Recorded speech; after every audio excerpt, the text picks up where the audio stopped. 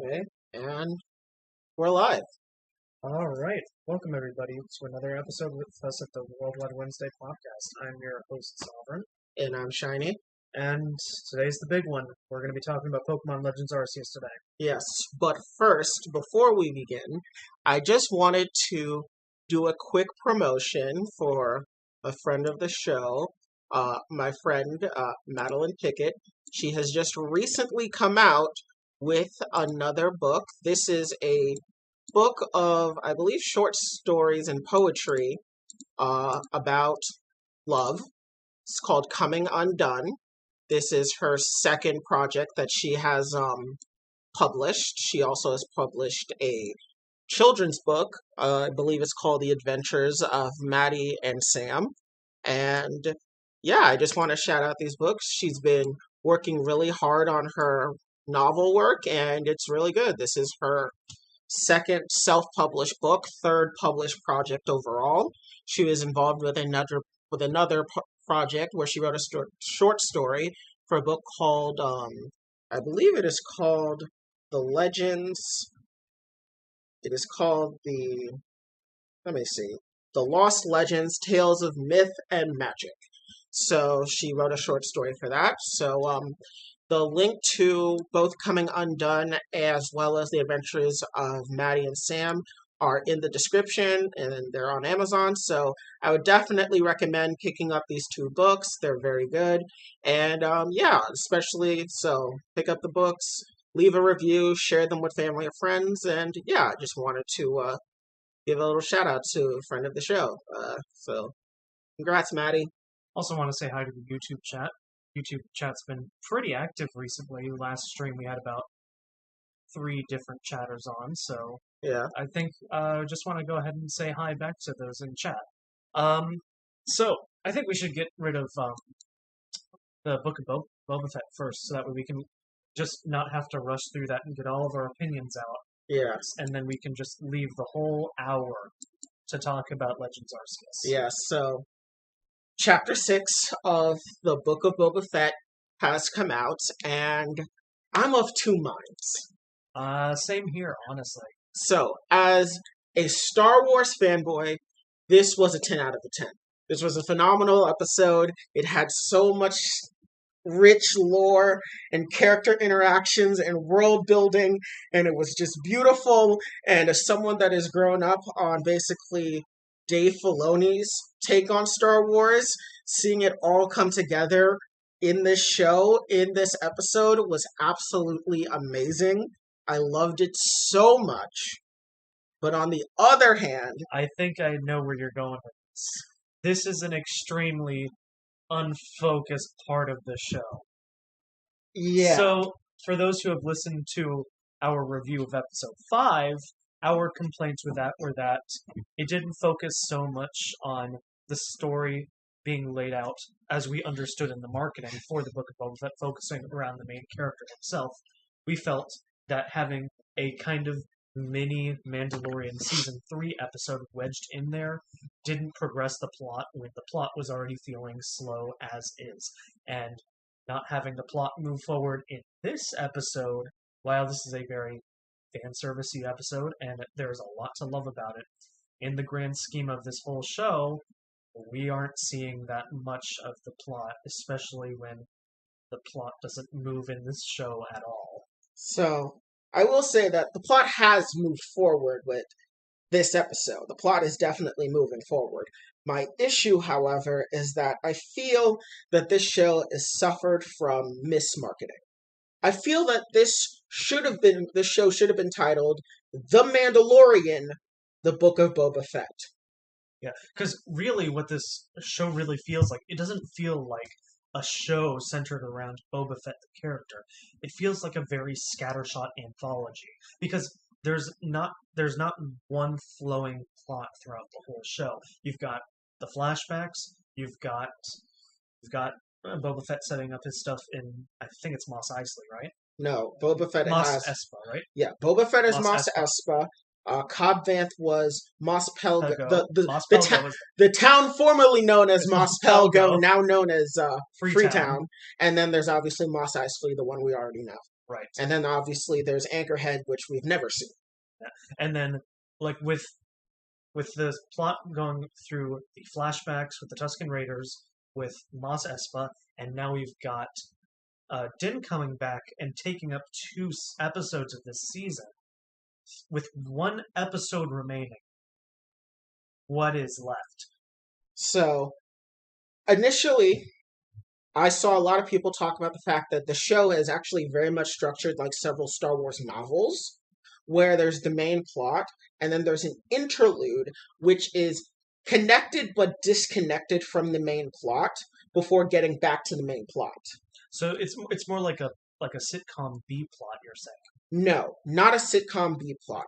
The best way I could describe it is there's parallel plots. So think of it like this. There's the story of Din Djarin, the Mandalorian. That's our main story. This would be an interlude in the story of Din Djarin, where the world that he lives in is moving forward, and the characters he's met have their own adventures that crisscross. Yeah, I'm trying to think of... So the Book of Boba Fett, if the Book of Boba Fett seems to be more structured like a Star Wars novel, where you would have the main character and their adventures. And then about halfway through the novel, you would focus on a side character who was not currently contributing to the main plot in any significant way, go on their own little adventure that was tangentially related to the main plot before the book would just go back to doing the main plot. Yeah. So it's kind of like that, which, in my opinion, is genius if this wasn't 7 episodes. If this was 10 episodes, dedicating 2 episodes interludes like they do to the books, where there's only like a 1 to 2 chapter interlude within the Star Wars novels, I felt could have worked beautifully. And it really sucks that this is 7 episodes long, because this is just not enough. And this is something that both of us had brought up last week. Yeah. Like, we were afraid that having separate storylines intertwined with this season would kind of mess up the pacing, and we're seeing that emphasized again, even though we hoped that this episode would progress the plot, and while we did get some of that more than we got last week, the problems are still here. Yeah. Like, my biggest issue with this entire thing is I just want the show to be longer. I feel like there's a great story to tell, and I feel like in the grand scheme of things, if this was a longer series, then these pit stops with Din would have contributed so much more to the narrative about Boba, because Din and Boba Fett are going on parallel plots. They are going on a parallel journey. They are coming out of their old life, and they're trying to do something new. Except the difference is that Boba Fett is now in the process of trying to live his new life, while Din hasn't actually gotten to the point where he's going to, but we're probably going to see it happen in Mandalorian Season 3. Yeah. So my next thing is I'm then wondering, do you think the plot of Book of Boba Fett will be a part of Mandalorian Season 3? See, I have a kind of an interesting take on the possibility of The Mandalorian Season 3. Yeah. So, we're getting a lot of character development out of Din in this show alone. Yeah. So, which leads me to have a weird take on how the next iteration of a Star Wars show involving them. I don't think we're going to get a Season 3 in the traditional sense.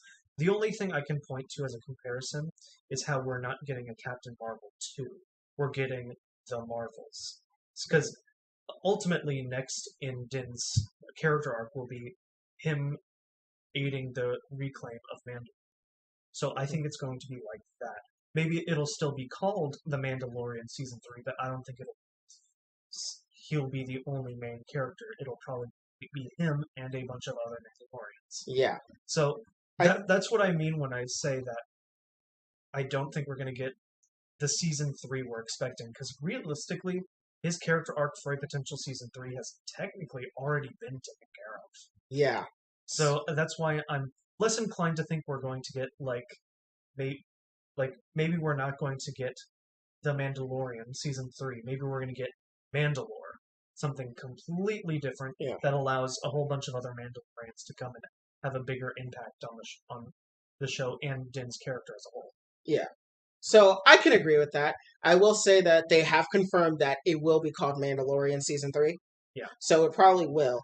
So, But you see what I'm saying? Yeah. Where he's probably not going to be he's not going to eat up the entire focus of the show. yeah, I genuinely do think that when Mandalorian Season 3 comes by, we will be seeing, one, Grogu's time with Luke, and two, we will also see more of Boba Fett and Yeah. Fennec Shand. Which is why I'm also inclined to say that it's not going to be the main focus of the next season. Yeah.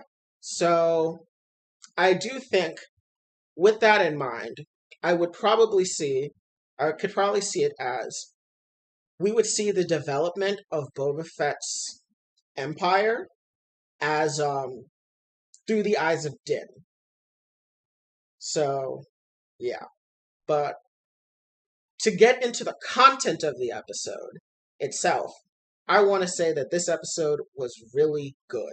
First of all, the title, The Stranger from the Desert, was perfect because it could apply to three people. One, Cobb Vanth. Two, Luke Skywalker. And three, Cad Bane. Yeah. So it was a very great title. And overall, I loved every character that showed up. Oh yeah, because so many people returned from the Mandalorian itself. Yeah, so Cobb Vanth, he returned. He first appeared in the Star Wars Aftermath books, and then he appeared in, obviously, The Mandalorian. Yeah. Then we see the return of Ahsoka, who we haven't seen since The Mandalorian as well, and she's getting her own show, which a lot of people are speculating will also tie into The Mandalorian and the Book of Boba Fett. So we saw Ahsoka. We saw the return of Luke, which I didn't think we were ever going to see Luke Skywalker in this show. Yeah. I thought the next time we'd see him is Mandalorian Season 3. To be honest, I didn't think we'd see him at all.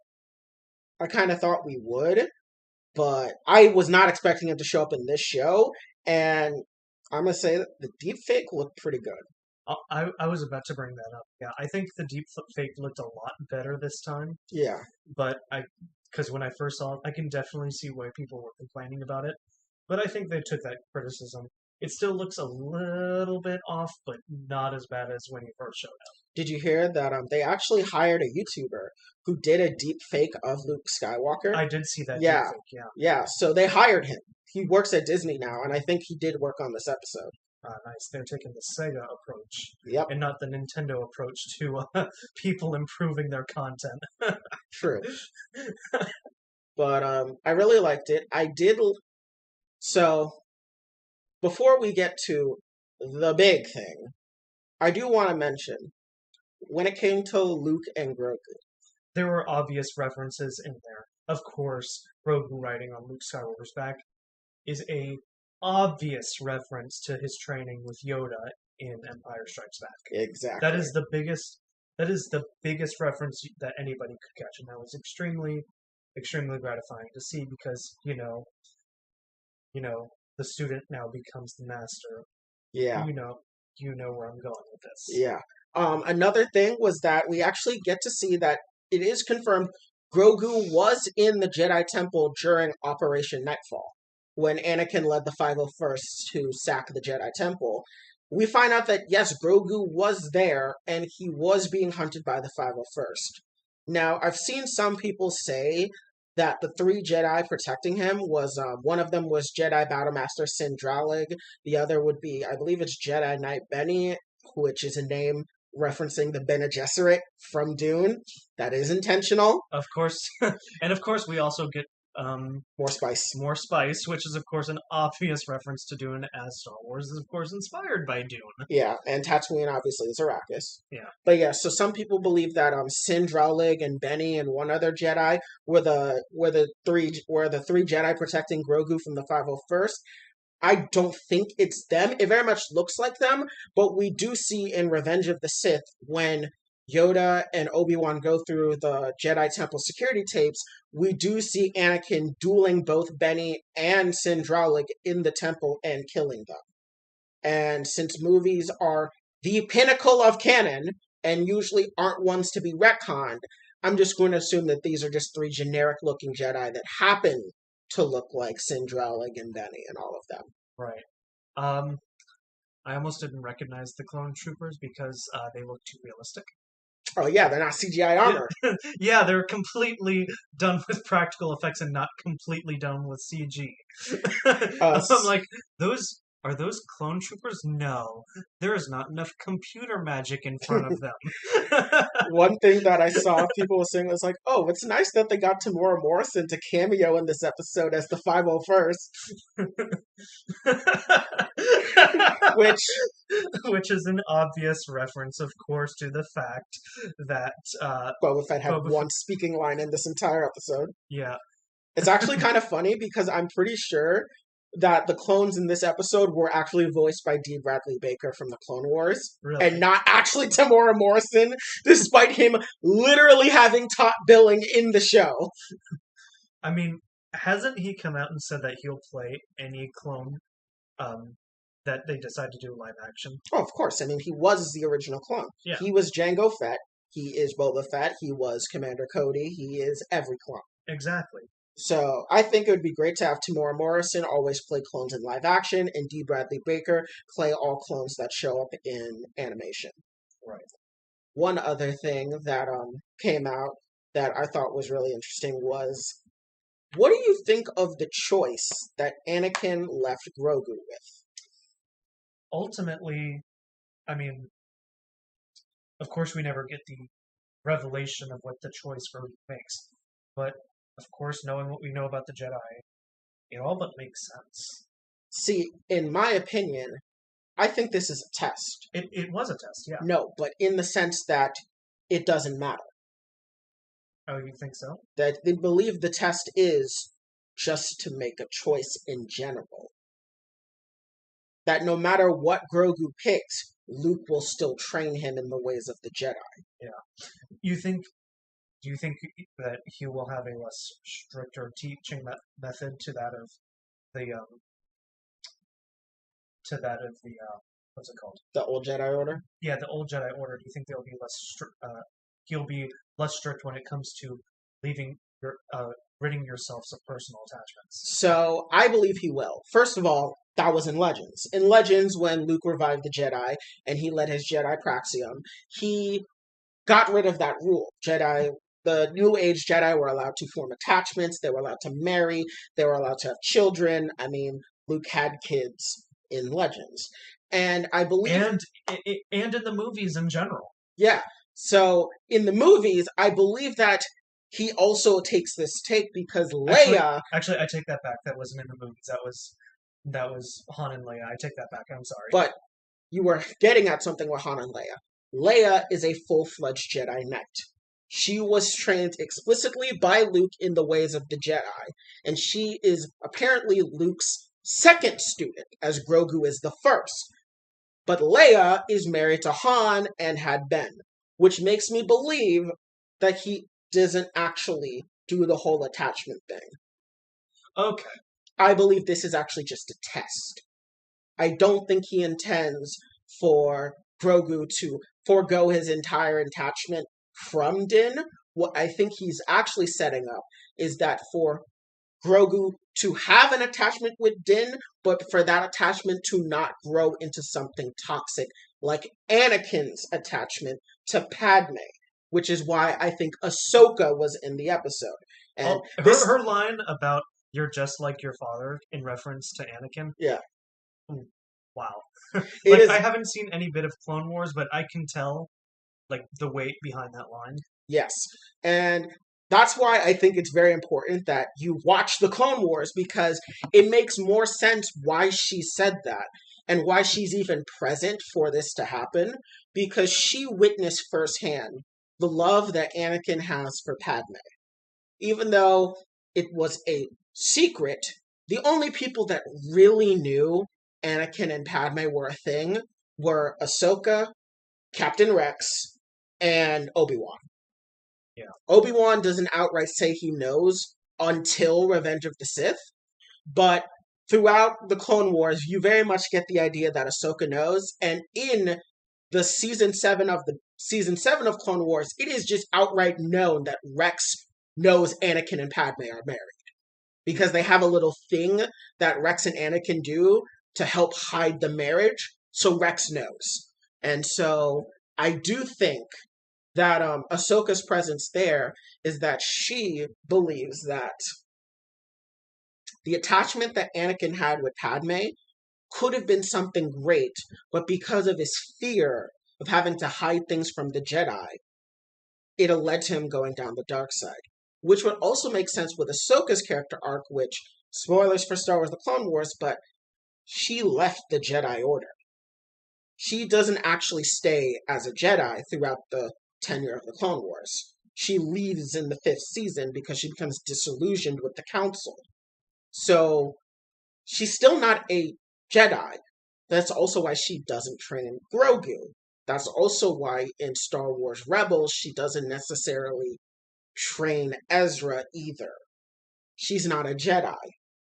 So that's why her presence there and why she was talking to Din and why she's even there with Luke in an episode about attachment is far more powerful.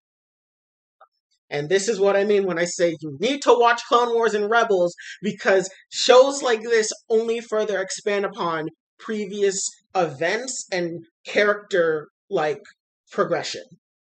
Okay. Man. One thing that just came into my mind. Yeah. Now that that Luke's school is semi-established and we get more insight into that, does Grogu survive the raid on the school that Kylo Ren does? I am convinced he does, because for one thing and one thing alone, Grogu is a Mandalorian. Go on. Grogu is a Mandalorian. He's a Mandalorian foundling. He is part of Clan Djarin. He will return to Din. Okay. I think that's the simple thing. He is, they made it very clear with this episode that Din sees Grogu not just as his surrogate son, but a member of his clan. Yeah, that was made fairly obvious with the fact that he needed to bring a gift to him made of Beskar. Beskar. But he also repeatedly calls him a foundling, because that's what Din is. Din was also a foundling. He wasn't born on Mandalore. He was born elsewhere. And that's another thing about Mandalorian culture, is that a lot of Mandalorians aren't from Mandalore, nor do they have to be human. That's also why Maul in the Clone Wars, spoiler for the Clone Wars, was allowed to rule Mandalore as its leader, despite being a Zabrak and not human. Because being a Mandalorian isn't something that is decided by where you were born. So I think Grogu will avoid the slaughter by the Knights of Ren because he'll be with Din, probably on Mandalore. Okay, so you think he would have actually escaped the school long before the siege by the Knights of Ren? Yeah, I think personally that Grogu will learn under Luke, and then he will go off to do his own thing. Because I don't think Luke is someone that would want to, hold back his students. That's why Ahsoka isn't there full time, and that's also why Leia wasn't even at the school, despite being a Jedi herself by the time of its destruction. Yeah. Okay. Yeah, Leia was a full-fledged Jedi, and she was also part of the New Republic Senate. So I think with Luke's new Jedi school, it'll be less focused on Jedis being Jedi all the time, but more like you are trained to be in balance with the Force, to stay within the light, but you may also live your life. Were you hoping that that Ahsoka would have brought up the fact saber? I didn't really give that much thought. Yeah, I was kind of hoping for it for many reasons. One, obviously, it's a lightsaber, but two, and once again, reference to Clone Wars, Ahsoka has dueled against that blade before. She fought Free Vizsla, Paz Vizsla's ancestor, when he wielded the Darksaber as the leader of Death Watch. Quick question: Is there only one Darksaber in the entirety of Star Wars? Yes, it is the same Darksaber passed down. It's the one that's passed down to Sabine. Yes. Okay. So, but to understand why the Darksaber went from whoever had it to whoever had it to whoever had it to Sabine to now Din, you need to watch the Clone Wars and Rebels to understand. Oh wait, I'm sorry, my timing on Rebels is hazy. Rebels is in between Star Wars. It's basically, I would say Rebels takes place about It takes place before Solo. It takes place before Solo. That's right, because Obi-Wan is in it. Yes, it takes Okay. place before Solo. So it's technically a follow-up to the Clone Wars chronologically. Yes, but several years in the future. Right. As in, Ahsoka at this point is now a full-grown adult. Captain Rex is now he's aged pretty much pretty rapidly due to his genetic cloning is due to or makes him age a lot faster. Yeah, so Captain Rex is that much older. Kanan, for example, was a preteen at the end of Clone Wars. He is now a full-grown adult by Rebels. Same thing with Hera Syndulla. Hera, by the end of Clone Wars, was only a child, but now she's an adult.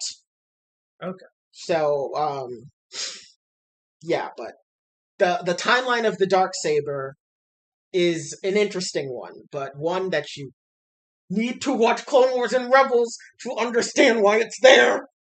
Okay. I will continue hounding you to watch the show because now we are getting to the point where too many plot lines are starting to intersect with the Clone Wars and Rebels show that I feel like you're now just missing a lot of development here. All right. Anyway, moving on to the actual substance of the episode again. So the ending had Din meet with Cad Bane again and basically say, I need you to join. And Cad basically was like, no, I don't think I want to. But upon reflection, I'm pretty sure he was like, we probably should. And then, of course, the man of the hour, Cad Bane, appears. And you probably have to take the reins on this one and go in depth on that. Yes, because, once again, as I've been hammering home, Sovereign is a heretic and has not watched the Clone Wars, thus he does not know the glory that is Cad Bane. Cad Bane, to put into context for those that don't know, Cad Bane was a rival to Jango Fett up until the Battle of Geonosis, where Jango Fett died. Thus, Cad Bane became the #1 bounty hunter in the galaxy. However, he's always had a chip on his shoulder because he never got to prove he was better than Jango. Then, throughout the Clone Wars, he was hired by the Separatists numerous times, and thus he frequently clashed with the clones who were clones of Jango and frequently bested them. He also faced off against the Jedi multiple times, facing off against Ahsoka, Anakin, Obi-Wan, Quinlan Vos, and more. He's also killed Jedi. He's prolific enough that he took the entire Galactic Senate, including Chancellor Palpatine, hostage. Took them all hostage while Anakin was in the building. He is phenomenally powerful as a bounty hunter. He is probably one of the greatest bounty hunters in all of Star Wars. And he is the mentor to Boba Fett. He mentored Boba Fett in the ways of bounty hunting after Boba Fett bounced from other great bounty hunters, working with Aura Singh, who we saw in episode 1, she had a non-speaking role, who was mentioned in Solo as the old guy that Han used to work with? Yeah. He mentions he killed Aura Singh. Aura Singh had trained Boba. And also, Asajj Ventress also briefly worked with Boba Fett.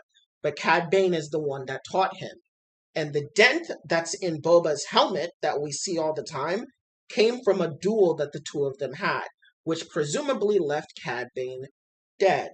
But he didn't die. because the next time we see him is in Star Wars Bad Batch, where he faces off against Fennec Shand, which was a battle of the old guard versus the new guard, with Fennec Shand representing the new guard of bounty hunters and Cad Bane being the old guard. And the two of them faced off in the show, and that was our last time having seen him chronologically.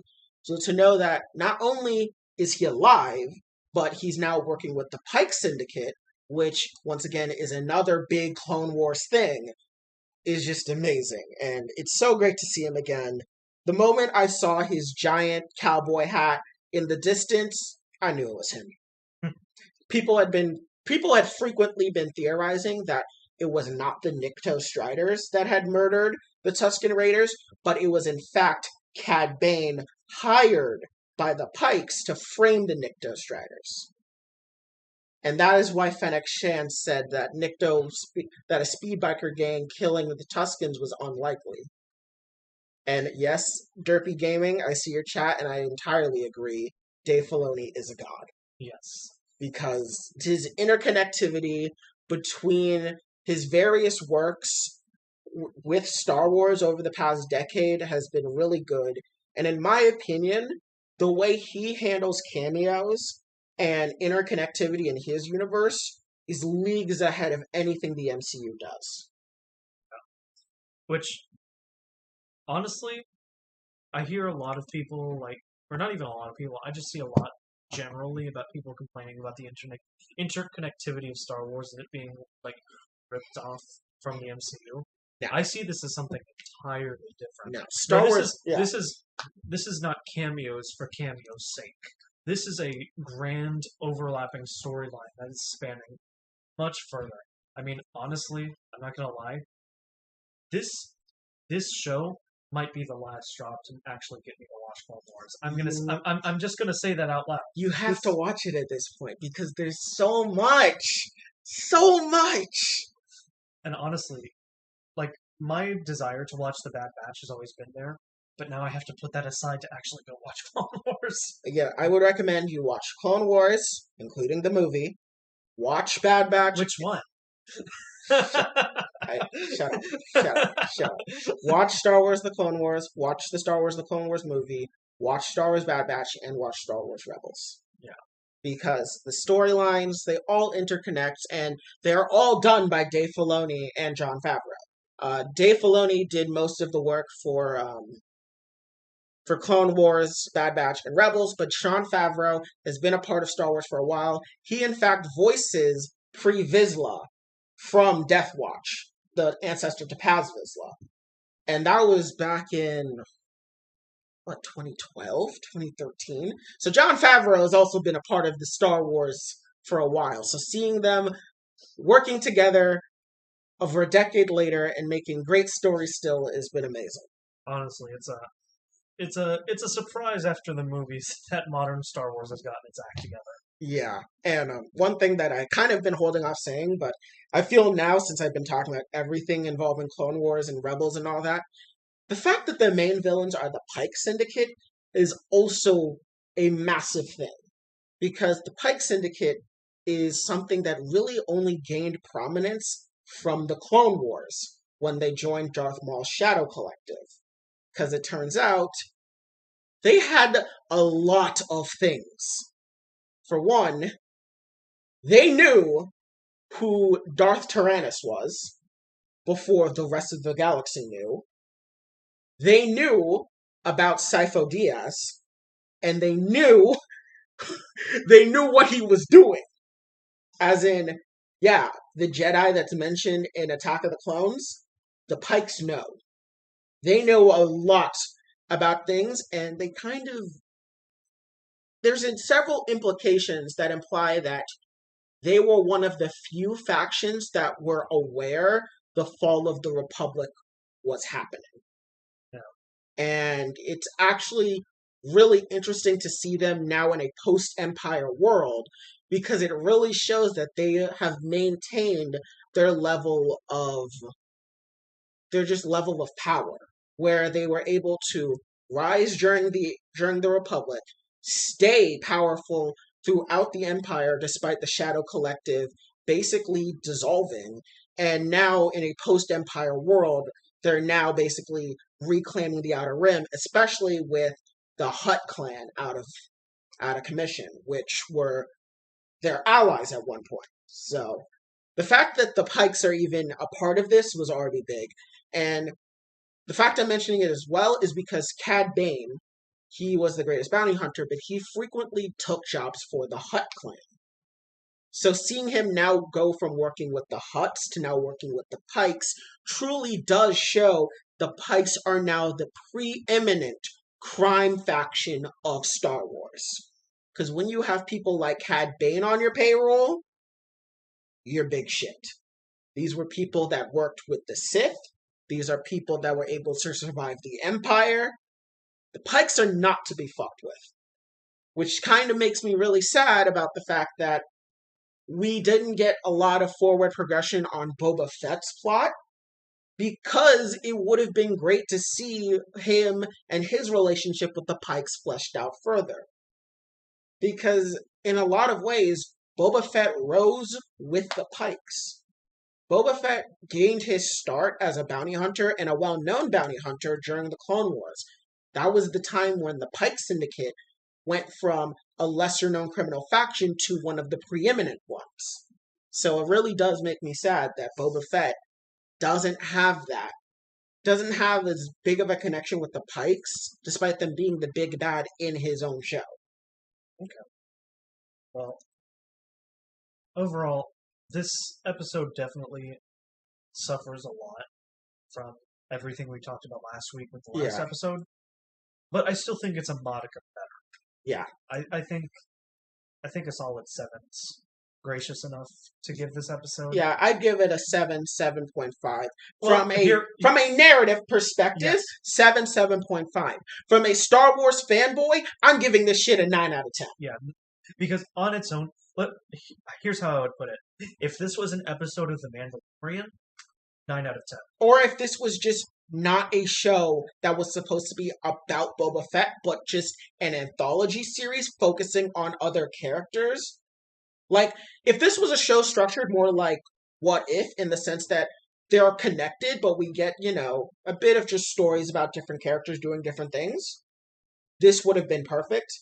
But because this is a show about Boba Fett, and this is supposed to be a narrative focusing on Boba Fett, I can't really give this episode, a 9 out of 10 overall, because narratively it's kind of sloppy. Not kinda. It is sloppy, narratively speaking. And you know what's the worst part? The plot about Boba Fett building his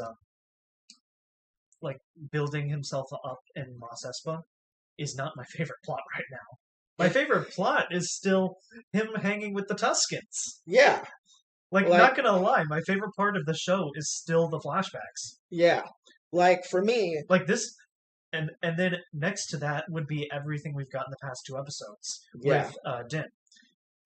So for me, my favorite plots of the show would be Tusken Raiders would go right on the top for me. Mm-hmm. And then next would be Din's character development. Because he actually got a lot more development in this episode than he did in the one before. Yeah. And remember, last week we thought he was only going to get the one-off. Yeah. And then we got actual character development in this episode for him, which is cool. That's my next favorite part of the show. And then my least favorite is the actual plot. Yeah. The actual meat and potatoes that we're supposed to be getting.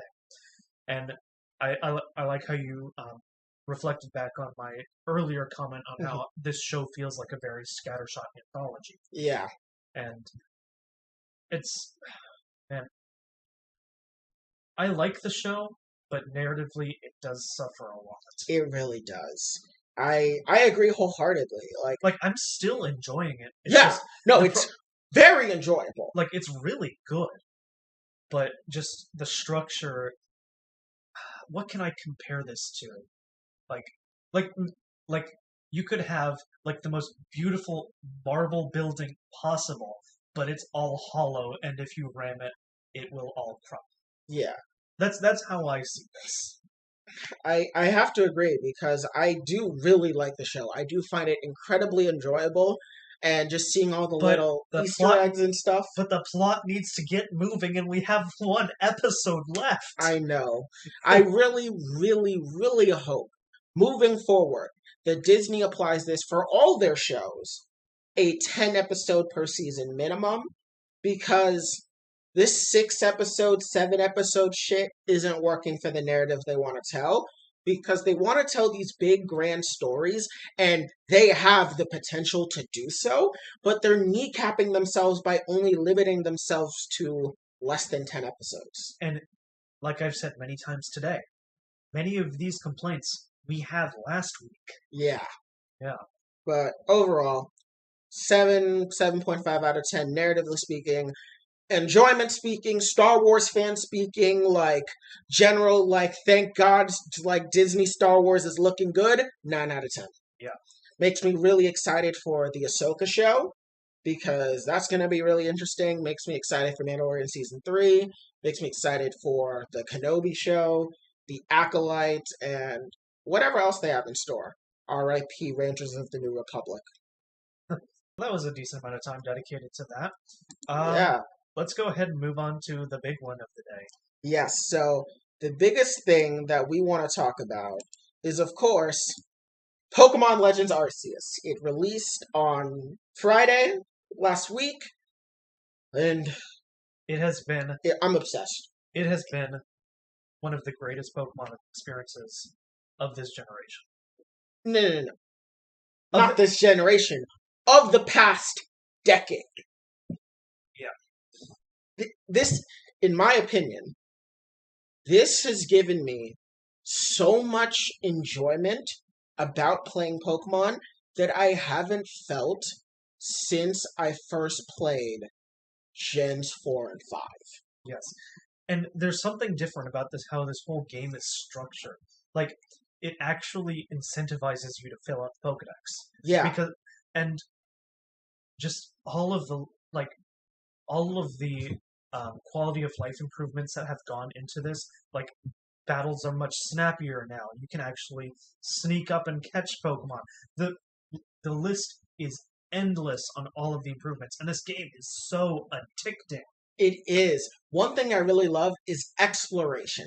Like, a lot of people are like, oh my god, like, Pokemon's so linear, Pokemon you can't explore. I'm gonna say this right now, Pokemon has never had a good level of exploration until this game. This game has truly made exploring in a Pokemon game actually enjoyable. I have spent so many hours just investigating every nook and cranny of the map of every section. I have not even progressed much into the third section, which is the Cobalt Coastland, because I've spent so much time just investigating the first 2 areas. And when you unlock Weirdeer allows for so much sequence breaking that it allows you to explore even more of the previous maps before you get the Pokemon necessary for them. So, I've already completed all of Obsidian Fieldlands and the Crimson Mirelands. I've investigated every part of their maps by just sequence breaking with Weirdeer. Yeah. And it's amazing, honestly. Just the different environments, seeing the different Pokemon and how they interact, like how they run from you, how they attack you, how certain Pokemon will team up with each other. And just how they actually have programmed different reactions from each Pokemon. Like, the Bidoof are very lax. They won't interact with you at all. Starly will run away like crazy. Certain Pokemon will be aggressive. But all alpha Pokemon will attack you, regardless of species. Let's just say the alpha Pokemon was a brilliant idea. Oh, yeah. Whoever thought about having you run around with level 5s and then running into a level 45 Rapidash that will immediately one-shot you was genius. Like, a lot of people are like, I want to explore a Pokemon game, or I want to just get, like, destroyed. And in the main context of a regular Pokemon game, that doesn't work because of how grinding works in a traditional Pokemon game. But in this game, good luck! Good luck grinding to level 45 in the beginning area. you'll Yeah. probably die many times. Yeah. Especially because you craft your items. Which on one hand, crafting is very easy, but on the other hand, crafting is very long, and if you die, you lose your items. Yeah. Which, one thing I do want to bring up, because I felt like my moves weren't hitting as hard as I thought they would, but then you look into the actual battle power of most moves, and they lowered a lot of them. Yeah, Like, which a lot of the starting moves were lowered quite a bit. So I actually had to go to the move tutor to actually get some decent moves on my Pokemon. yeah, Like on my Oshawott, I was dealing with mostly like 40 power moves. yeah, Like because I am used to them being a lot higher. yeah. But then I teach my Duat X Scissor, and all of a sudden I'm just creaming through all of the Pokemon out there, Yeah, including the grass types, which means that my Oshawott can pretty much take any Pokemon it sees. pretty much. Yeah, they did actually decrease all, not all, but a majority of the base powers in the game have all been decreased, which I think is for two reasons. One, to accommodate the agile and the strong styles, and two, because the fact that any number of Pokemon can basically gang up on you and like jump you at any point. If they had regular base power moves, you would never win. Yeah, especially because it's not like an X and Y with horde battles where they would inherently lower the levels of each Pokemon in the encounter. Yeah. No, you can just encounter normal level Pokemon, Or and worse. 3 of them come at you. Or worse, they're all higher levels than you. Or even worse, an Alpha comes in on you with 2 other Pokemon that are higher level. Which has happened to me. And it is very terrifying every time. I've actually seen memes float around about how Pokemon Legends Arceus is actually a horror game. I'm telling you, ever since they released that analog horror video of the man getting killed by Zoroark, we should have known that this was supposed to be the vibe. Because Sovereign has heard me and seen me whenever I am surrounded by Pokemon, especially in space-time distortions. I am literally screaming because of how badly I am just trying to get away, and then it's like, oh, you went left? I'll just spawn in one Heracross, 2 float cells, and a fucking Rhydon. Good luck! Oh, you ran the other way? I'll just put an Alakazam, a Toxicroak, and a Mr. Mime. Also the same levels as the 4 other Pokemon you ran away from. Oh, you ran away from that? Let's just put out an Alpha Weavile. And you're just like, I want to go home. I want to go home. As difficult as this game is, I'm still happy that it rewards like very smart play and maneuverability. Oh yeah. Like you can use soiled apricorns to like disorient some Pokemon so you can sneak behind them and still catch them off guard when you try to catch them. Yeah. Like this game, like as difficult as it is, it highly rewards you strategizing your approaches when it comes to catching Pokemon. Yeah, I've been using the berries a lot, where I'll leave a trail of berries so I can like circle around the Pokemon as they follow the trail, and then I'll take like the heavy ball or the leaden ball, and I'll just like smash it on the back of their head, and I'll be like, "Get in!"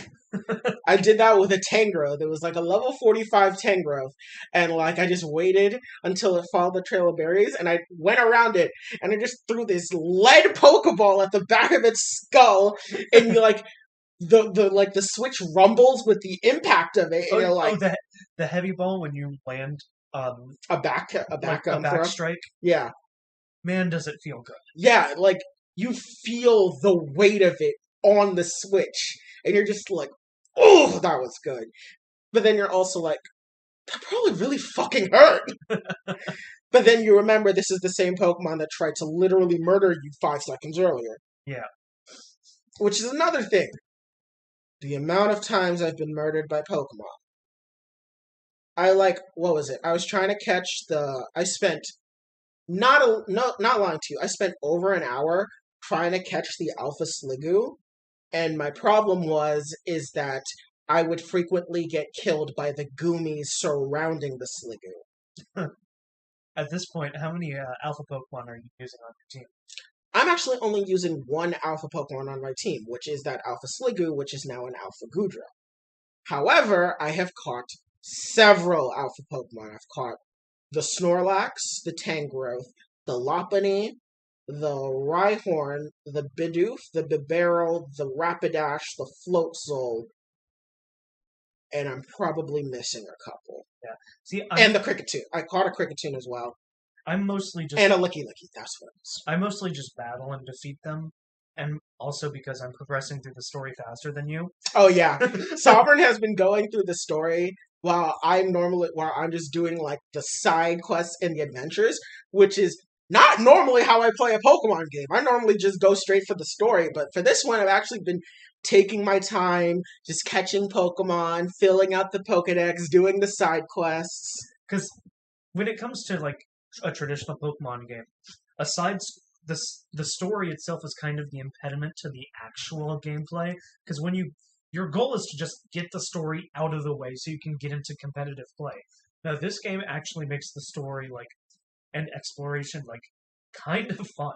Yeah, and one thing I really like is that you don't have to actually progress with the story to explore further.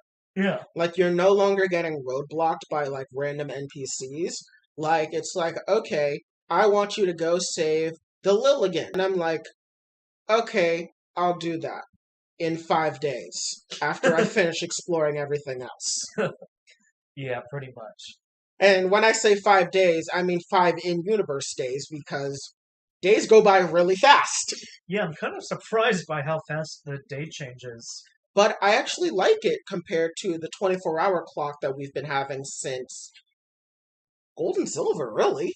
Yeah, because you actually notice when new Pokemon are spawning in.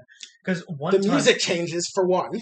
Because one time I was actually trying to catch a bunch of Beautifies, and then all of them disappeared as soon as the night changed, and all of them turned into Dustoxes. Yeah. Or one thing that happens is that you're running around at night, and then all of a sudden you hear like the slight ghostly tone, and then bam, Ghastlies and Drifloons everywhere trying to steal your soul. Oh yeah, yeah. And when I mean steal your soul, I mean they try to steal your soul. Like, if they see you and you don't see them, they will literally go into the floor and come out and attack you. Yeah. Have you found the Alpha Blissey? No, I have found an Alpha Chansey, but not a Blissey. The Alpha Blissey is annoying. I have yet to catch it, actually, simply because it is so tanky. Oh, yeah. It's way too tanky. It has, I believe it's soft-boiled, double edge, baby doll eyes, and see, I want to say it has rest, but I could be wrong. When I battled the Alpha Chansey, it was level 50, and I was like, oh, I can take that with my level 40 Alpha Machoke. That's fine. That's fine. Chanseys are typically not that offensively driven in competitive Pokemon. I will be fine. A double-edged O-Code, my level 40 Alpha Machoke. Yep, sounds about right.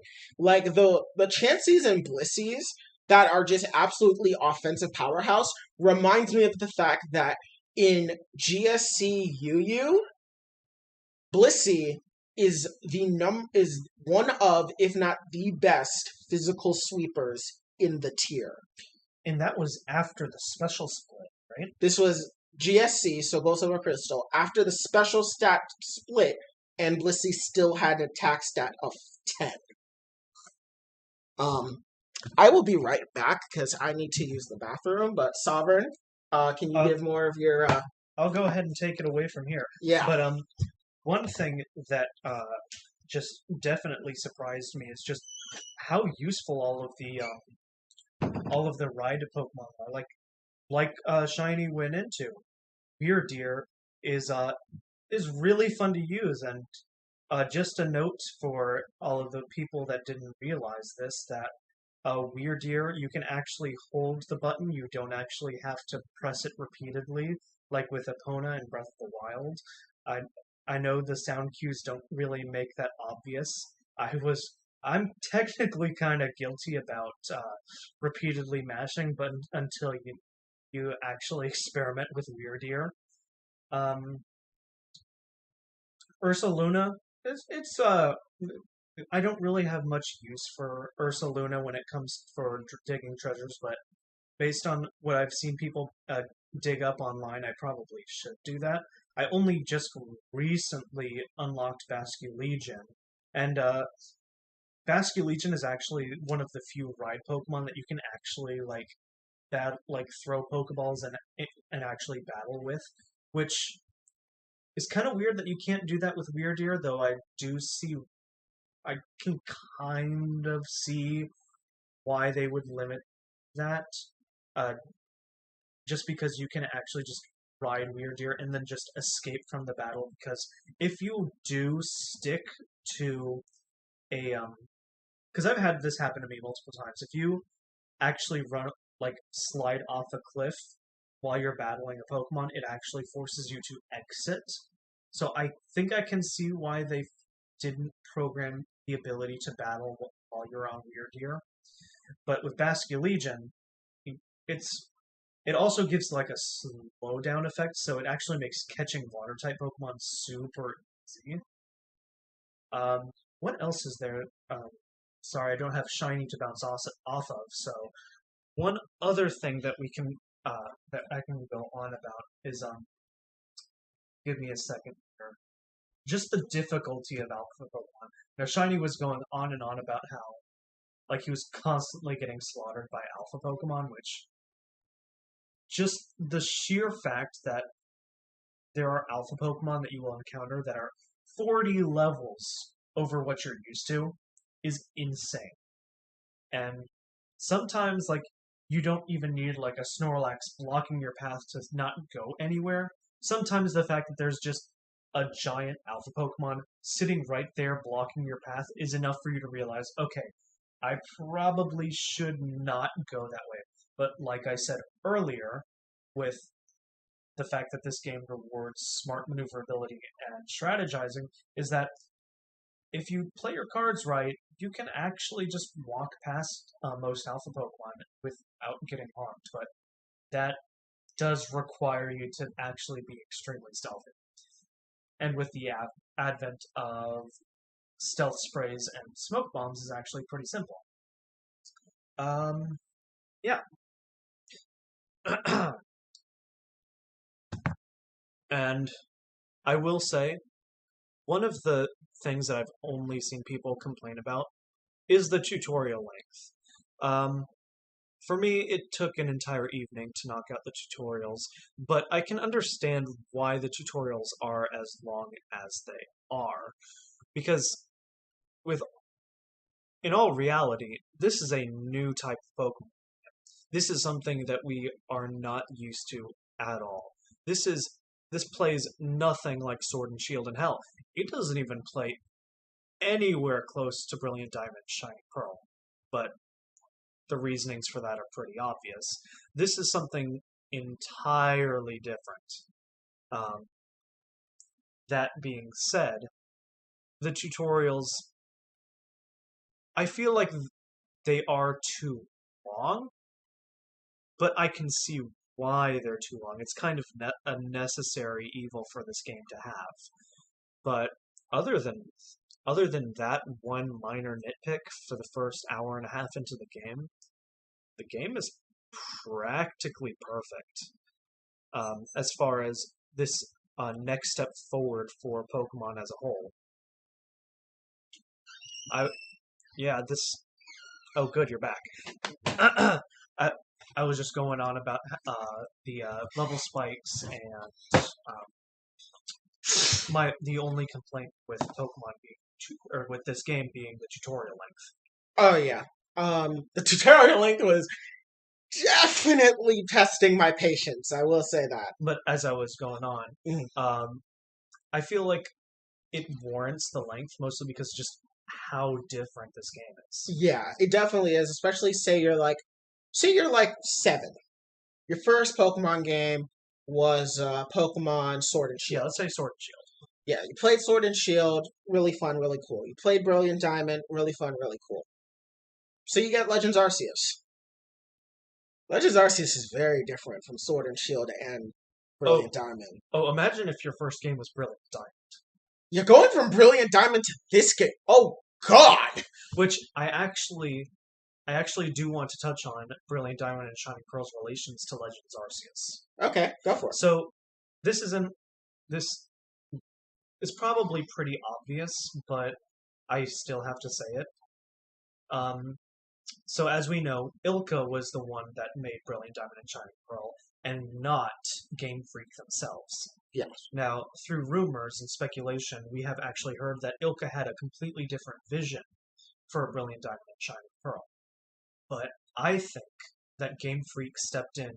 Well, we know Game Freak stepped in and stopped Ilka from doing that, but I think they did that to avoid them branching out and experimenting in a completely different direction as to the experimentation that Game Freak wanted to do with Legends Arceus. Yeah. Because from Sun and Moon all the way to Legends Arceus, the steps forward have been evident. Every game has been an experimentation through every step leading up to Legends Arceus. And I see Ilka trying to experiment with Brilliant Diamond and Shining Pearl as a kind of a red flag for Game Freak. Yeah. While I obviously do not agree with the end result of Brilliant Diamond and Shining Pearl, I'm starting to think that's why that game was as boilerplate as it was. I definitely agree. I do think it had to be, because if we think about the history of Pokemon games on the Switch, every one of them has been different. Yeah. Let's Go Pikachu and Eevee to Sword and Shield are different. Sword and Shield to Brilliant Diamond Shining Pearl is different. Brilliant Diamond Shining Pearl to Legends Arceus is different. Ultimately, there needed to be a game for almost, I would say, every era of Game Freak that we've had, with Let's Go Pikachu and Eevee being like the Sun and Moon-esque game, Sword and Shield being one that builds off of that and looks towards the future, Brilliant Diamond Shining Pearl showing the past of the 3D of the 2D sprite era with 3D models now, and Legends Arceus being the true successor.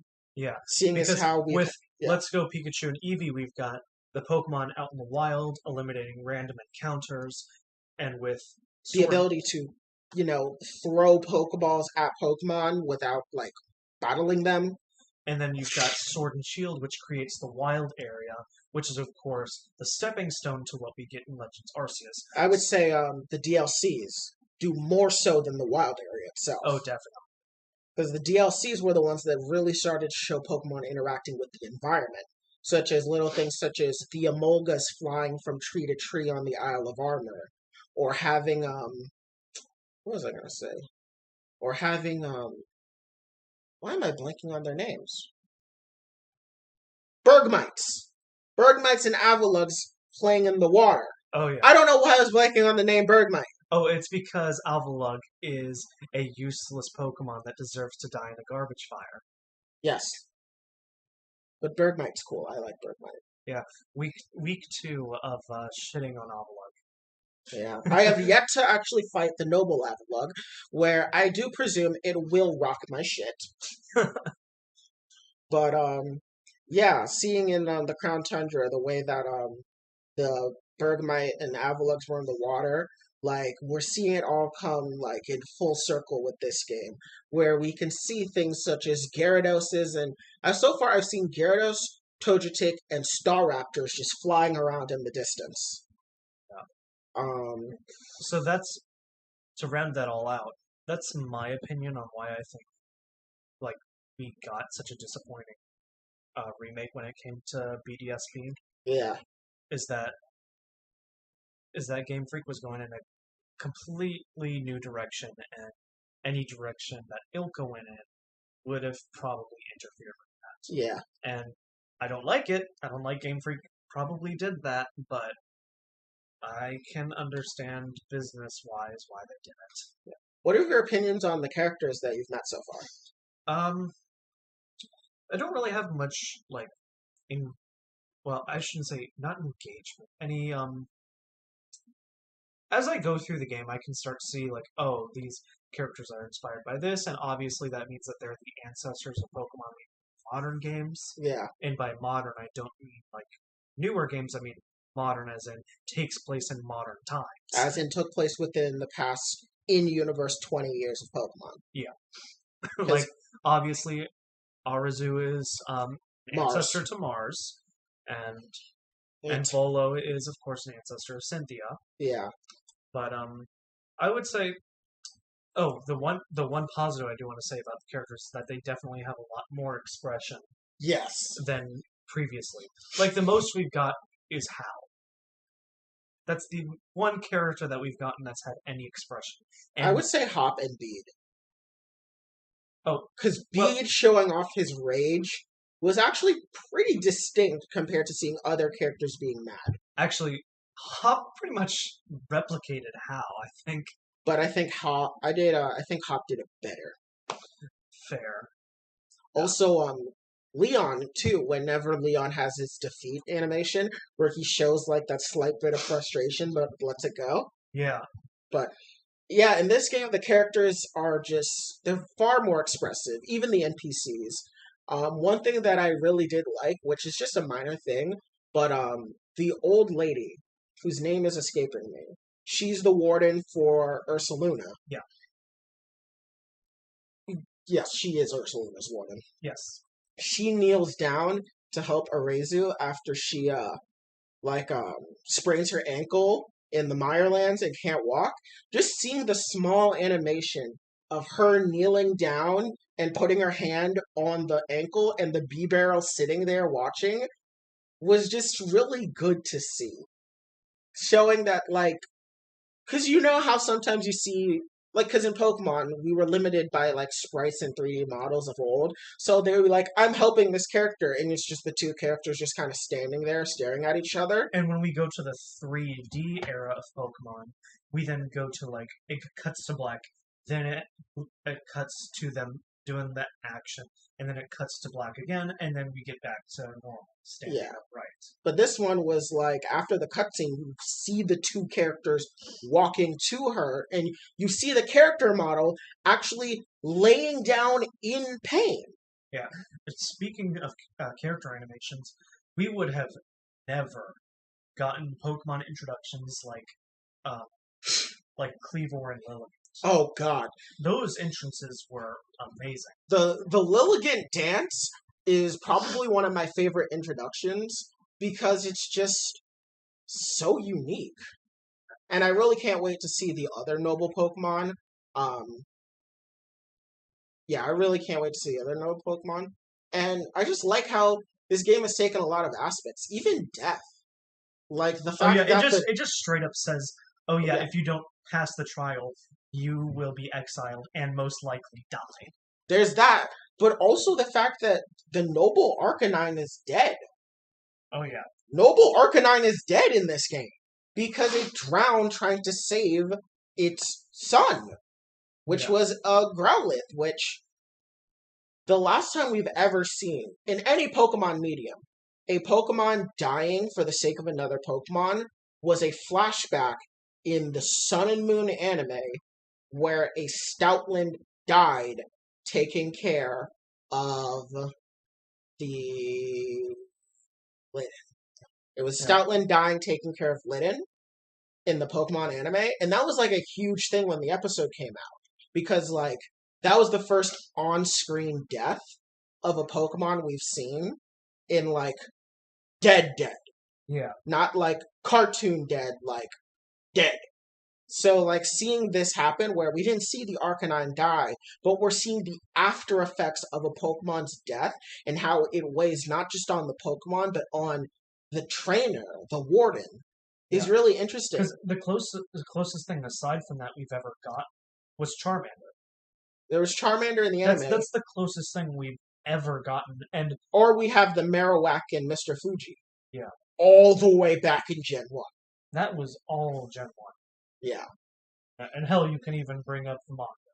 yeah. You can always bring up that Arbok. See, I hate bringing up the Arbok because in the manga, there are other things that die in the manga. Such as, I don't know, almost everyone in Sutopolis City. Or the fact that Giratina tried to murder Diamond twice. And just so many different things. But I was also going to bring up, when it came to, what was I going to say? When it came to, wow, man, I lost my train of thought. Oh. But I do very much like, just the various different interactions between character and Pokemon. And have you noticed the hieroglyphs? In the cave, you mean? Or No. not in the cave? No. Go on. So so far I've only found one, but apparently there are multiple of them, where there's these glyphs of legendary Pokemon just in the game on walls. Like there's one by the Heights camp in the Obsidian Fieldlands. It's in the wall, and it's like Regigigas, Manaphy, Fione, Arceus, Uxie, Azelf, Mesprit, Darkrai, Heatran. They're like there, and so far no one's been able to decipher them. So I'm kind of curious about what they mean because they're all over the region. Apparently there's one in every section of the Hisui region. Yeah, because when you say hieroglyphs, my mind instantly goes to the unknowns, the unknown and the ruin, which is actually pretty simple to read. Yeah. Yeah. Have you also found the unknown in the overworld? Like the first one you encounter when you go back to the base? No, after that. No? So I found an O unknown in the Crimson Mirelands, in the Ursa's Ring. So there's a tree trunk that is like perched upwards, like diagonally, leading into the ring. And if you walk to the tree trunk and you look at like what would be like the inside of the trunk, you can see it there. But I don't know how to activate the cutscene for it to indicate that I found the unknown. Huh. Because I have found a D unknown in the first time, like in the campsite where you first find the Sisters 3. I haven't found that yet. I should go back there. Yeah. But was there a cutscene that you activated with it? Not really. I just snuck behind it and caught it. Wait, you caught it? Yeah. Okay, maybe I have to go back to the Crimson Mireland and just throw a Pokeball at it then. Because I know it deactivates your ability to battle it. I know that's a thing. Interesting. I'll have to go back and do that then. Yeah, because I haven't tested it yet, but I'm pretty sure that Professor Lavington said that it deactivates Pokeballs in a way where you can't throw Pokemon at it to battle. Okay. Yeah. That's interesting. I guess I'll have to do that. Yeah. But yeah, I just snuck behind it and just caught it. So. Okay. What are your thoughts on the trainer battles? Honestly, I was not expecting there to be trainer battles in this game, not gonna lie. I knew there would be some, but so far, through the minimal amount of the game that I've been through, there have been a lot more than I've expected, to be perfectly honest with you. Yeah. And they're pretty snappy. They definitely did a lot of work to make them a lot faster, because of course the worst part about grinding and catching Pokemon was just the length it took for you to enter and exit a battle. Yeah. So making that really snappy has overall made the quality of life of just this Pokemon game a lot better. It definitely has. I will say they better not take the simplified battle animations of this game and put them in Gen 9. I think they'll probably approve of them. Yeah. Have you been finding the Will-O-Wisps of Spiritomb? Oh yeah. Yeah, I found a couple at this point. Yeah. I found a giant Spiritomb statue in the northern part of the Crimson Mirelands. So I'm wondering if that's where you find Spiritomb once you've collected all of the Will-O-Wisps. is in the northernmost section of the Mireland, past the arena where you fight Lilligant. There's a set of ruins, and there's a giant Spirit Tomb statue. See, when it comes to the Spirit Tomb quest, I get flashbacks to the Korok seeds. Oh, really? Not gonna lie. And also the Zygarde cells, which yes, the Zygarde cells. All of those were annoying, especially in Breath of the Wild, because it just turns out that you've been collecting poop the whole time. Yeah, or the Diglets in the Isle of Armor. Oh god, I didn't even bother with that because I knew what the reward was, and I've got Pokemon Home, I've got Sun, and I'm good. I did it for the Alolan Sandslash. Or Sandshrew that I made a Sandslash. Yeah. But, overall, I love it. Looks like stream hasn't cut out at all. Sorry for the technical difficulties, everyone. Yeah, it seemed like we just dropped out of streaming, which was weird. We weren't dropping frames or anything. Yeah, but it looks like stream's still going on, so we'll continue as normal. Yes, but, what were we saying? Oh, yeah, that this was basically the culmination of everything and how, Gen 5 was the beginning of this and how Gen 5 was basically just panned by, like, everyone at the time, but now is remembered fondly. Yes, exactly. Yeah. Now, I kind of want to get off the subject of Legends Arceus, just because I want to keep playing it the more I talk about it, but we still have a lot more to do. Oh, so you just want to end stream so that we can just get back to playing Legends Arceus. Yes, but of course we have a job to do. And of course, I will not criticize you for that comment because I want to do exactly the same. Exactly, but we have work to do. So I would like to just end off the Legends Arceus segment by saying, overall, given what I've played so far, I will not give this a numbered score, just because I don't think I could give an accurate numbered score, seeing as how I haven't finished the game. But I will say I would recommend buying this game if you're a Pokemon fan. Yeah, without a doubt. Or even an older Pokemon fan who has dropped the franchise after a long period of just disappointment with modern Pokemon. Yeah, I would definitely recommend this game. Yes, without a doubt. So, okay. So then, moving on to our next topic, which one? We're moving into our politics segment. Let's go ahead and talk about the complete irony that was the Pittsburgh Bridge collapse. Yes. So when I mean ironic, obviously there has to be some indication of that we mean no malice towards anyone who was injured in the bridge collapse. There was 10 people injured. Yes. What we mean by irony is the fact that in Pittsburgh, that President Biden was going to be speaking on infrastructure and the passage of the bipartisan Build Back Better agenda. And then right hours before he comes in to Pittsburgh, this bridge literally collapses.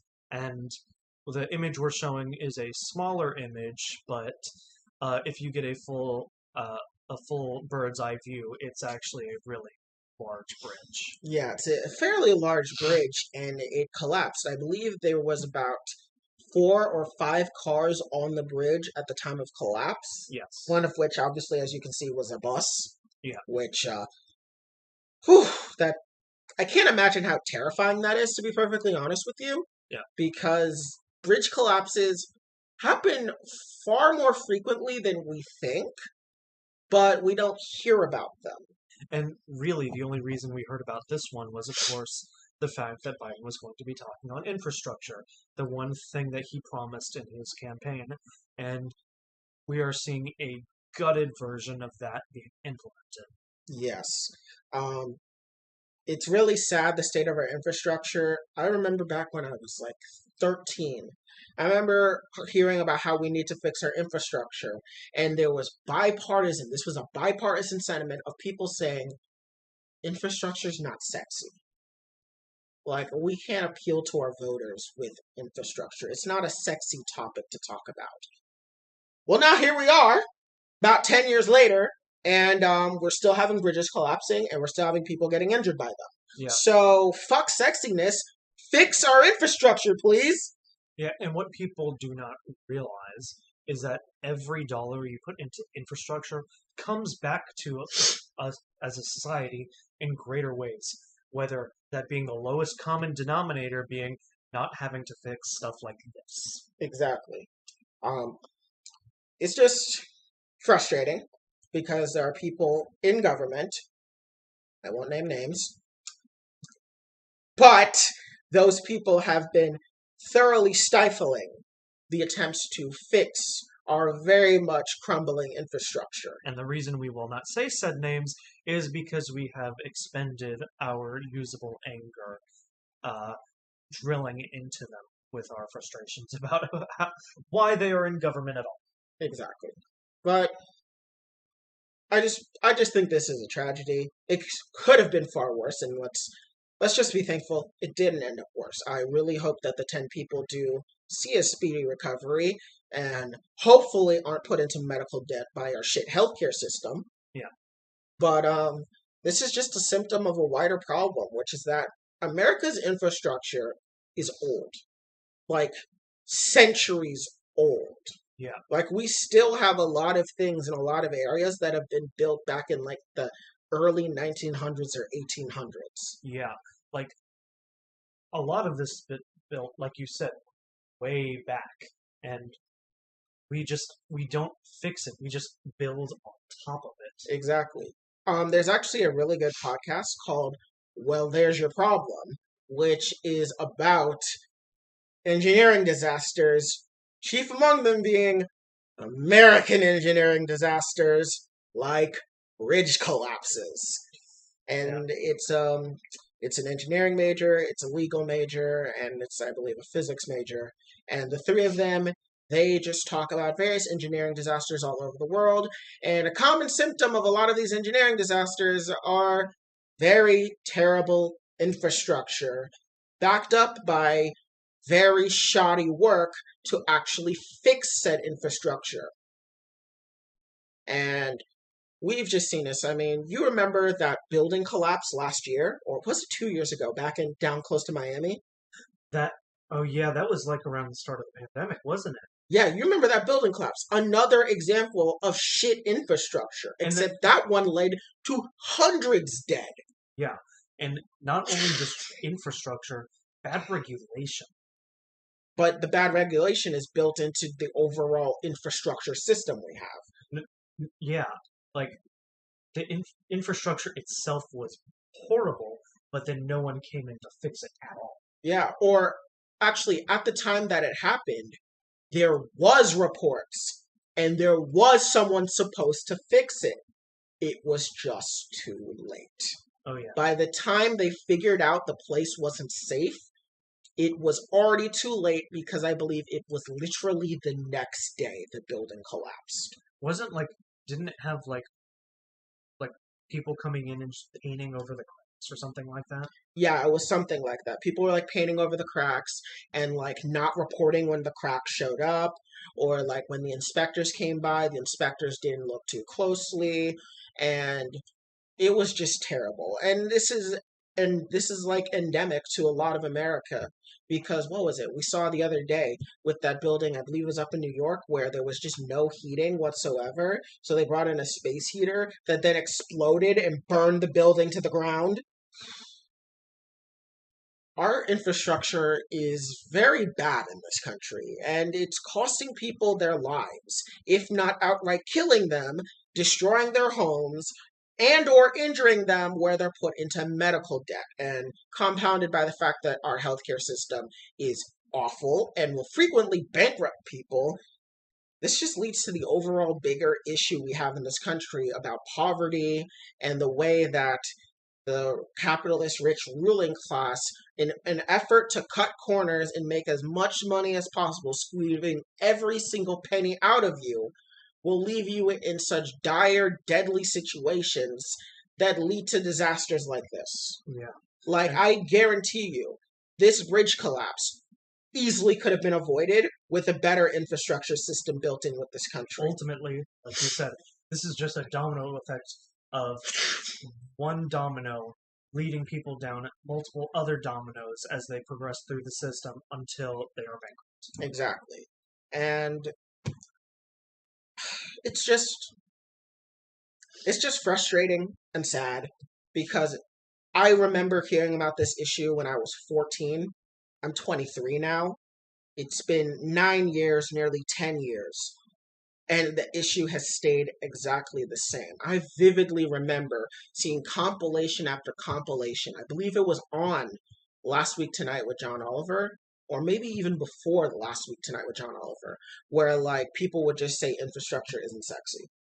And it's like, okay, but we need it. Yeah, I mean, I'm not getting all like hard for fucking concrete, but we need that. We need infrastructure. That's how we drive. That's how we fly. That's how we live. That's how literally our society functions. If our infrastructure is terrible, our society will collapse. But no, instead of fixing our failing infrastructure, let's go ahead and make sure that Elon Musk's Hyperloops has enough gamer lights. Which don't even get me started on him. I'm sorry for bringing that up. It just had to be said. And then, of course, speaking of terrible infrastructure, a deep freeze is coming to Texas. Again? Yeah, and let's be honest here, that power grid's going back down. Keep your eyes on Ted Cruz, everybody. Keep your eyes on him. Oh, that was one thing that was one thing I wanted to mention in our book of Boba Fett thing, which was the fact that the Major Domo said that the mayor was on a planned vacation out of Mos Espa. Very much reminded me of how politicians go on convenient planned vacations during times of crisis, and I immediately thought of Ted Cruz. I thought Mayor Mok Shaiz. That's the Star Wars Ted Cruz right there. Ted Cruz, the literal butt monkey of the GOP. Oh yeah, and now apparently Greg Abbott is asking the crypto miners to shut down if the power grid fails. Because, we also have crypto mining being a thing, which has been destroying our environment and using up a fuck ton of power. Oh god, I can only imagine how much power they're pulling out of Texas. Oh yeah, crypto mining is absolutely awful and is another thing contributing to our failing infrastructure system because we're losing a lot of energy being dedicated into shitty drawn apes. Oh man, you didn't even let me make the joke. I was prepping it and you didn't give me the segue. Sorry, no. I was prepping the joke and you ruined it. Yes. You soiled it. I soiled the joke, but mine was going to be a lot better than yours, and now I can't even say it. Fine. I'm sorry. But, yeah, no. Crypto is just another domino in the long number of dominoes that are continually crashing down as we further see that the infrastructure and the various energies that we use in our country are just absolutely flawed, damn near archaic, and absolutely will result in the death and displacement of thousands, inevitably millions as the years go by. Right. And it's a shame, too, because the Build Back Better plan was heavily gutted. I mean, I don't even want to go into the reconciliation bill, because that didn't even have to do anything with physical infrastructure. That was mostly community college, preschooling, things like that. That didn't involve, like, streets and bridges. So we don't even have to talk about that to even begin to discuss the failures that the Biden admin has with infrastructure. Just this bill alone has enough to just wedge in the fact that this administration is failing when it comes to infrastructure. Yeah. And not even this administration, all of them before it. Yeah, and once again, I do want to at least mention this, that we cannot always squarely put the blame at Biden. Yeah. Because, yes, Biden very much is part of the problem, but we still have to address the elephant in the room, and I do mean that with pun fully intended, every single Republican making it their goal to block any and everything coming through, 'Cause- including things that would fix our infrastructure. Yeah. And so, yeah, I mean, as much as we want to complain about Biden, which, trust me, there's a we lot do. there's a lot of material there. We can't just squarely lay the blame at his feet when we have 50 some odd senators and 100 some odd congressmen that just want to completely stonewall him on everything. And that's not even bringing up the various state legislatures and governors across the country that are mainly Republican, but even some Democrats that are also stonewalling any efforts to have their own statewide infrastructures work better. But you're not realizing something. Biden visited the bridge. That fixes everything. I mean, let's be honest. He's a hero. He looked at the bridge. He saw the bridge. Listen, I know people have more important things, which is whether the green M&M is fuckable. I know that's a big hot button issue, and so I'm sorry, but maybe we should just stop some of the cooming on the M&Ms and focus more on the fact that our bridges don't work. Well, Jack, you see, the media saw that I looked at the bridge. That's good enough, right?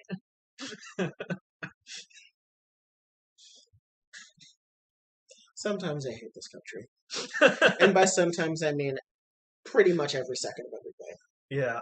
The fact that the media fixates on that rather than the inability to actually address the problems is not even just a problem with infrastructure. It's literally a problem with everything. It's a problem with the fact that we have a for-profit news system, which is, once again, a problem that is only accentuated by the fact that we live in a capitalist economic system, which would incentivize a thing such as for-profit news. Yeah. Which, oh God, I don't even want to bring up the BBC as a good example. Oh boy. Yeah, I mean, we have articles that link to, CNN and BBC and all of that, but, let it be known that just because we link to them does not necessarily mean they are the end-all, be-all, and they are the most objectively non-biased, truthful news sources. They are not. They all have agendas because they all are there to make money. But sometimes they have good descriptions and good reporting. Actually, is BBC for profit? There's probably caveats. It's different in the UK, but I will say money is there. There's probably several caveats there. There is money, which is the problem. It may not be for profit, but there are people profiting. Oh yeah, as a business major, the one thing that you realize is that non-profit business does not immediately mean there aren't people making money. It just means it's just a different way of taxing people. Yeah, or businesses. Yeah, non-profit just means the workers are getting screwed, but it looks better. It looks look. They're all happy. Yeah, it's like working. They're working for a cause. Whenever you hear nonprofit, you just think, "Oh, it's slavery," but they call it charity. It's slavery, but they have a smiley button that says "Help kids with cancer." Yeah. Meanwhile, the for-profit businesses, the for-profit businesses have their workers having a button that says, "I really wish I wasn't here right now." Or no, it's literally just slavery. But instead of for kids with cancers, it's just slavery. Fuck you, work more. Or it's like, if you're reading this, get back to work. Oh, God. That just reminded me of the Punished Bernie animation, where, when you see the character come up and, the guy falls down in the background of an Amazon warehouse and the drone is just get back to work. I can't believe you actually saw that. It was good. Yeah, I mean, it was really good. It was.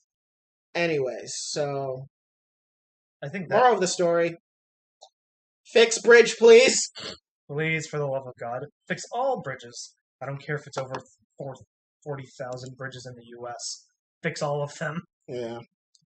Anyways, our next segment Let's go ahead and talk about a follow-up to the rant that I had last week. And while I do stand by everything I said last week, I do think we should give this a better, fair, and more level-headed discussion. This is going to be Russia-Ukraine Part 2. Yeah, which our Part 1 was mostly your response to the left. But this will be a more in-depth look into what is actually going on. Yeah. So the big thing is that, of course, Ukraine is completely surrounded on pretty much all four sides. With you've got the Russian border completely covered. You've got also the Crimean Peninsula in the south, which is also annexed to Russia. And is it Belarus? So we have Belarus, where Lukashenko has allowed Russian troops to move through the country if they want to proceed to Ukraine. And Belarus is on the western side of Ukraine, right? Northwest. Northwest. Which, okay, that makes a little bit more sense as to how they even managed to get there. Yeah. And then we also have Moldova, which also has Russian troops, which is on the west. Okay, no, it's on the southwest of Ukraine. That just brings up my previous point, where I'm thinking, like, how in the world did they get them there? I mean, there's train lines. Yeah.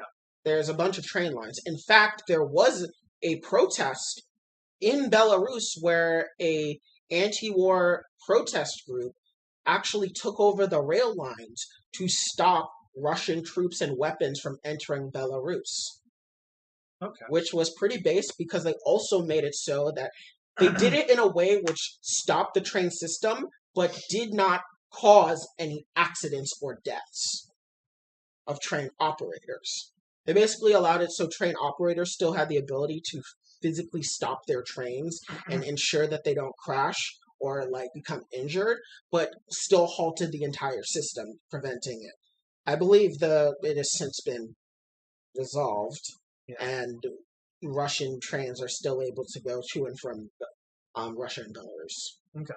And, of course, the big thing is that there is a very inherent fear of a nuclear power just annexing another country. Yeah. That is what's taken over the big media sphere at the moment. That's the big focus over the past few weeks is Russia potentially taking over Ukraine. Yeah. And trying to cement its previous Soviet borders. Yes. So one thing is that a lot of people have talked about how Russia most likely, if they were to invade, would most likely take eastern Ukraine, as that side of Ukraine has been... It's a very flatland area. But also more amenable to Putin as a general demographic. They are more amenable to Putin. I don't want to say that they are pro-Putin or that they are absolutely open for being annexed, but they do have more pro-Putin leanings, meaning it probably wouldn't be like a bloodbath if they did eastern Ukraine. Western Ukraine, however, different story. Yeah, geographically alone, it's a much more mountainous region of the country. Yeah. Another thing that should be brought up is that Ukraine also sits on a lot of natural gas. Of course. And so there's obviously a fear, and this is where I can kind of understand when people talk about how the U.S. is using a lot of propaganda when it comes to Ukraine, because let's be honest here. We have destabilized the entire Muslim world for oil and natural gas. Yeah. Ukraine is sitting on a fuck ton of it. And the U.S. most definitely would not say no if Ukraine joined NATO and was like, hey, buddy, so, we let you in and we're protecting you from Russia, and that's all well and good. But we